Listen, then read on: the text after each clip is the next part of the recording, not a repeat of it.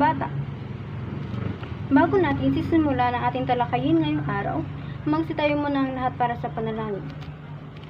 Sa ngalan ng Ama, ng Anak, ng Espiritu Santo, Amen.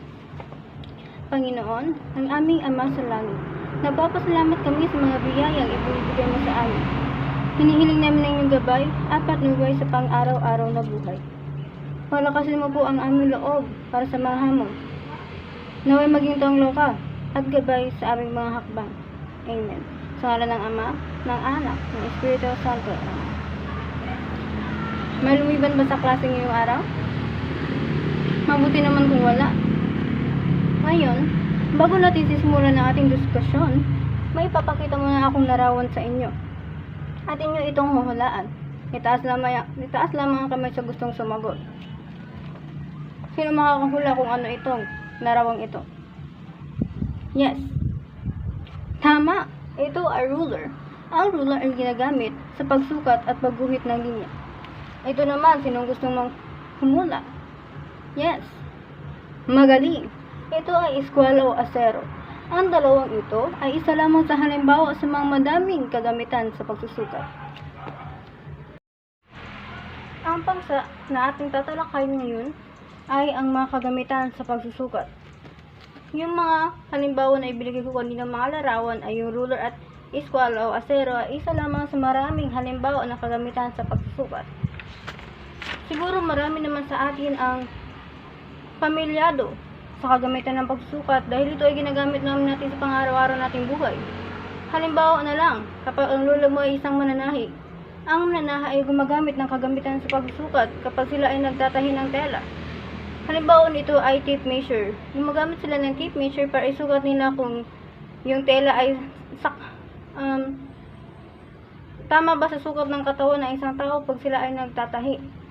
At sa panahon natin ngayon ay may dalawang uri ng sistema ng pagsusukat. Una, ang sistemang English. Ito ay yung lumang pamamaraan sa pagsusukat. Ito yung, siyempre, kita naman natin na luma. So, ito yung ginagamit na kagamitan pagsusukat sa panahon ng lola natin, great-grandfather, great-grandmother, o hindi kaya sa ama or sa ina natin. Yung pangalawang sistema naman ng pagsusukat ay sistemang metric. Ang sistemang metric ay ito yung kagamitan ng pagsusukat na ginagamit natin ngayon sa kasalukuyan. Yan ay yung moderno sa ating mga henerasyon na ginagamit na pagsukat. So, ang kagamitan sa pagsusukat ay may 8 kagamitan. Una, eskwela o asero. Basahin natin sabay.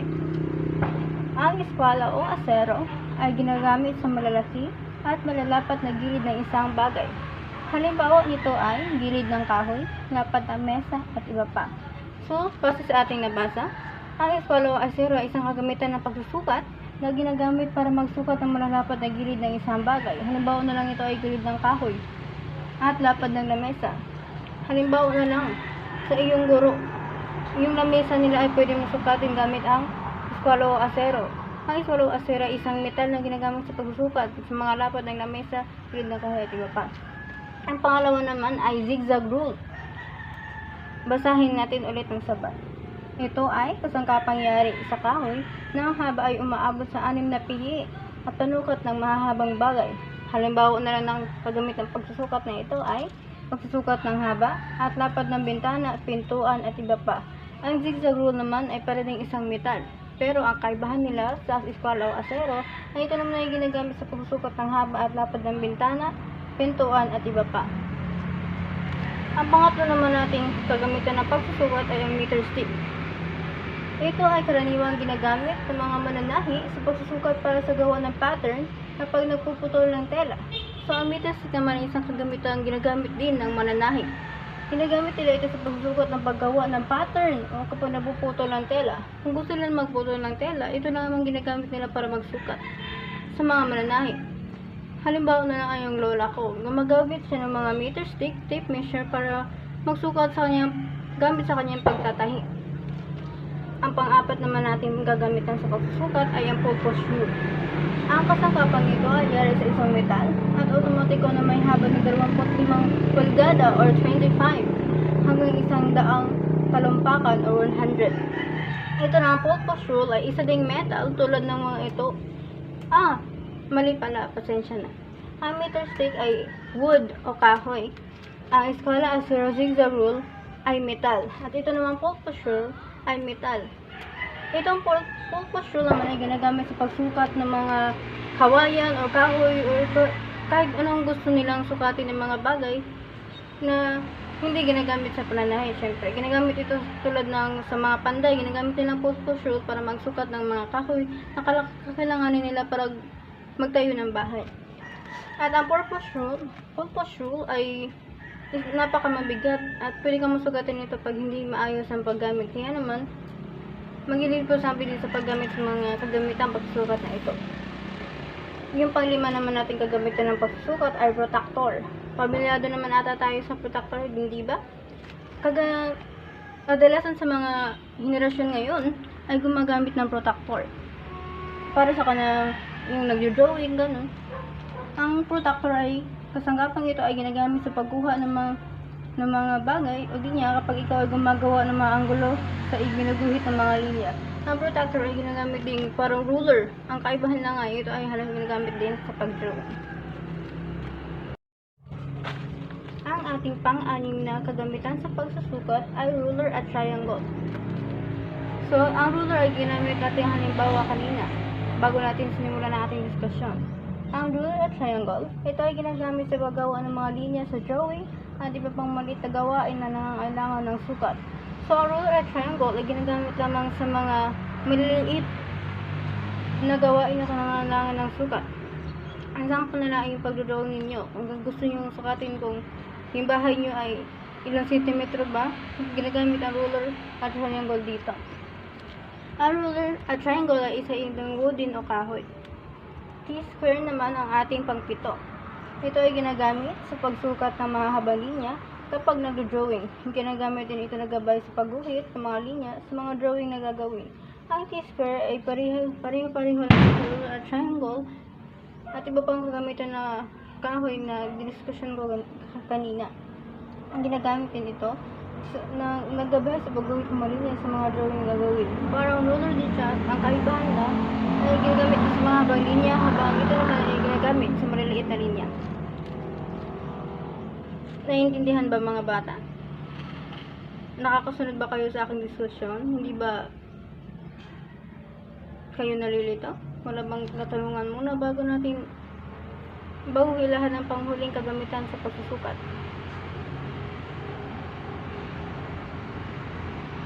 Mabuti naman kung wala at nakikinig ng maayos mga bata. Ang pinakahuli nating kagamitan sa pagsusukat ay ang tape measure.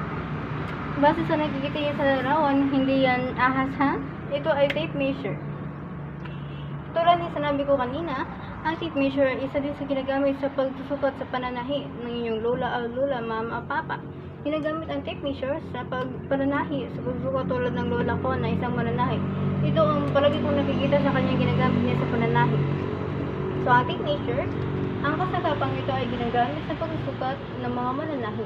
Ito ay ginagamit nila sa pagsusukat ng mga bahagi ng katawan kapag tayo ay nagpapatay ng damit, pantalon, palda, barong, gown at iba pa. So tulad ng sinabi ko kanina, ang tape measure isa sa kagamitan ng pagsusukat sa pananahi. Ginagamit ito tulad ng halimbawa, gusto mo magpagawa ng dress. Kung gusto mo magpagawa ng dress, kailangan isukat mo yung katawan mo para masukat din yung size ng dress na gusto mong suotin para tugma siya sakto sa iyo. Hindi naman pwede magpapatay ka ng dress o damit mo ay hindi sakto sa size ng katawan mo, hindi mo din masusuot kahit nagpapatay ka, hindi ba? So ginagamit ang tape measure na ito para sukatin yung katawan para matugma din sa damit na ipapatahin mo sa inyong mananahi. So naiintindihan na ba mga bata? Ang mga ito ay mga walong kagamitan sa pagsusukat. So mag-review tayo saglit. Bago kayo bibigyan ng activity. So ano ulit yung pinakaunang kagamitan sa pagsusukat? Una ay ruler. Pangalawa ay zigzag rule. Ano ulit para saan nga ulit yung ruler? Malabang gustong sumagot. Yes. Tama. Tulad ng sinabi ko kanina, Ang ruler at triangle ay ginagamit sa paggawa ng mga linya drawing o kaya pagguhit o pagsukat ng linya na maliliit na linya. Sunod naman ay eskwela o asero. Ito ay yung metal na kagamitan sa pagsusukat na ginagamit sa pagsukat ng malalaki at malapad na gilid ng isang bagay. Halimbawa nito ay gilid ng kahoy, lapad na mesa at iba pa. Sunod naman ay ang zigzag rule natin. Ang zigzag rule, ito ay kasangkapang pangyari sa kahoy na ang haba ay umaabot ng 6 na pii. Ito yung 25 at 100, baka nahirapan kasi kayo ng Tagalog. Pero I encourage you students na mag-Tagalog tayo ngayon kasi yung subject natin ay Tagalog. Ang susunod naman natin ay meter stick. Sa meter stick natin,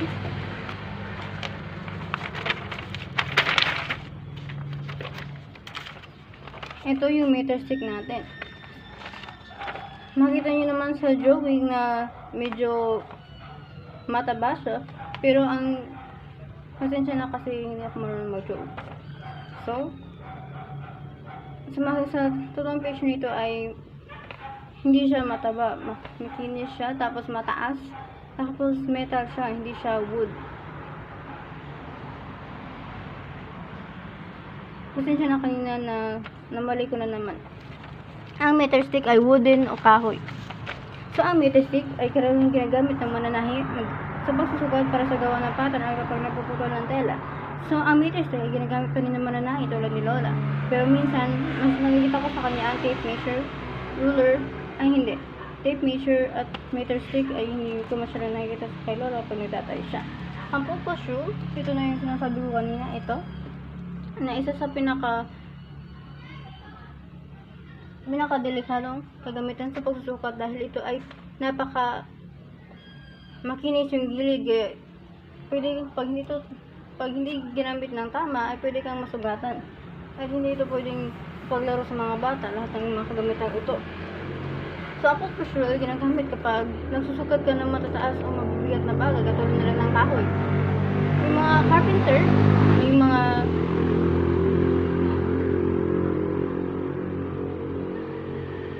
carpenter ay ginagamit din ang focus rule para magsukat ng mga sample na lang ito. Itong konkretong ito ay sinusukat nila galing sa baba hanggang sa ibabaw. Sinusukat nito galing sa ibabaw para malaman nila kung ilang simento ang kailangan nilang gamitin. Sunod na protractor, ito yung ginagamit sa pag-drawing. Sunod naman ay ang ruler at triangle, T-square at tape measure. Nagkakaintindihan na ba mga bata? Very good. Bibigyan ko muna kayo ng 5 minuto para mag-review. Dahil may oral tayong gagawin pagkatapos nito ng ating discussion. Bibigyan ko kayo ng 5 minuto upang mag-review ng ating discussion ngayon at tatawag ako ng gusto kong sumagot sa ating discussion ngayon kung may naiintindihan ba talaga kayo. At huwag kayong mag-alala.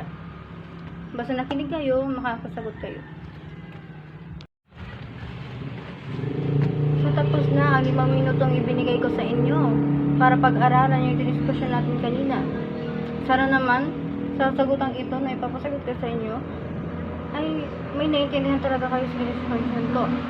Kung makakasagot ang lahat ng walang problema, hindi ko kayo bibigyan ng takdang aralin. At bibigyan kayo ng 10 puntos sa inyong score ngayon. So, ang unang katanungan ko muna, naalala niyo pa ba ang 2 uri ng sistema ng pagsusukat? Itaas na ang kamay sa gustong sumagot. Yes? Tama! Ang galing! Nakinig talaga kayo. Ang 2 uri ng sistema ay sistemang metric at sistemang English. Now, tatawan ko kayo isa-isa para magsagot ng 5 itong katanungan. Basahin muna natin ang direksyon. Paglalapat. Ilagay sa blanco bago ang numero ang tamang sagot sa kung anong wastong kagamitan sa pagsusukat ang mga gagamitin sa mga bagay na ito. Pumili ng isa sa 3 pagpipilian. Makikita naman dito sa sinulat ko na visual, ilalagay lang ninyo dito sa tatlong pagpipilian ang tamang sagot. Una ang katanungan. Anong kagamitan ng pagsusukat ang gumagamit ng lapad ng kartolina? Sinong gustong sumagot? Hindi ako yung tatawag ng pangalan.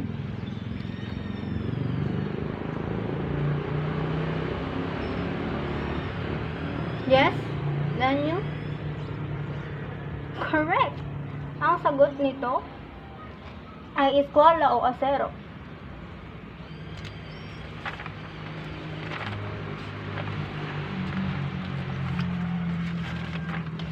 Pangalawang katanungan.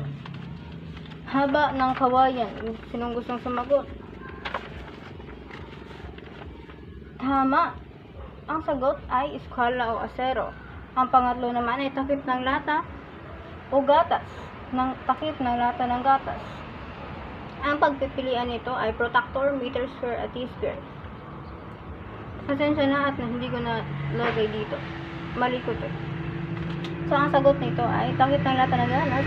Ang ginagamit na kagamitan sa pagsusukat nito ay T-square. Kita niyo may T-square kanina na isa din sa ginagamit sa pagdodrawing.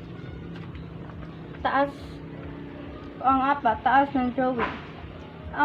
Anong kagamitan ng ginagamit sa taas ng drawing? Tama, ang ginagamit ay ruler. Sa panglima naman, sa ibabaw ng bahagi ng mesa, anong kagamitan ng ginagamit? Zigzag rule, meter stick, eskwela o asero. Tama, ang eskwela o asero ang ginagamit sa pagsukat ng ibabaw ng bahagi ng mesa. Mukhang nakinig talaga ang lahat. Magawang palakpak para sa isa natin. Talagang nakinig kayo. At dahil dyan, tulad na pinangako ko kanina, dahil sa inyong pagkikinig, bibigyan ko kayo ng 10 putos ngayong araw at hindi ko kayo bibigyan ng takdang aralin. Magawang palakpak ulit sa ating sarili sa pagkikinig na maayos, mga bata.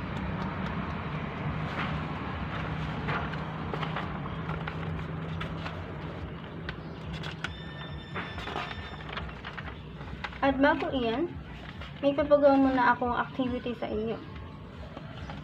Ilagay lamang ito sa kwaderno. Bigyan ko kayo ng 20 minutes para sagutan ito. So, tulad ng sinabi ko kanina, bibigyan ko kayo ng 20 minutos para sagutan ang mga ito sa kwaderno. Huwag kayong mag-alala dahil hindi ito isang takdang aralin. Ito ay lamang ay activity na sasagutan ninyo pagkat dahil sa ating institution, bibigyan ko pa rin kayo ng 10 puntos kahit hindi kayo maka-perfect dito. Pero kung nakinig kayo, hindi ba? Madali lang naman ito dahil pinagdito ko na ang mga kagamitan pagsukat na ito. Kanina ang mga larawang ito. Ito ay numero 1, 2, 3, 4, at 5. Ang oras niyo ay nagsisimula na ngayon. So, tapos na binigay ko sa inyo ang 20 minutos para pasagutan ang larawang ito. Napakamadali lang, di ba? Exchange your notebooks at ating i-check kung tama ba yung mga sagot. Unang larawan. Nakalimutan ko. Exchange clockwise pala. 1, 2, 3, 4, 5. Stop. So, unang larawan. Ito ay tama, eskwela o asero. Ang pangalawang larawan naman ay yes, this is T-square. Ang pangatlong larawan naman ito ay ito yung ginagamit sa pagsusukat sa drawing. Tama, ito ay protractor. Napakamadali lang, hindi ba? Lalo pag nakikinig. Pang-apat na larawan. Tama, ito ay zigzag rule. Hindi yan ahas ha, zigzag rule yan. Pang-limang larawan. Tama, ito yung purpose rule. Ito yung dapat na iingatan yung kagamitin ng pagsusukat dahil pwede kayong masugatan sa talinis na gilid dito. Sino ang naka-perfect? Tama ba lahat na nakasagot? balakpakan ng mga sarili. And that concludes our discussion for today. Maraming salamat sa pakikinig mga bata. Sa muli natin pakikita naman.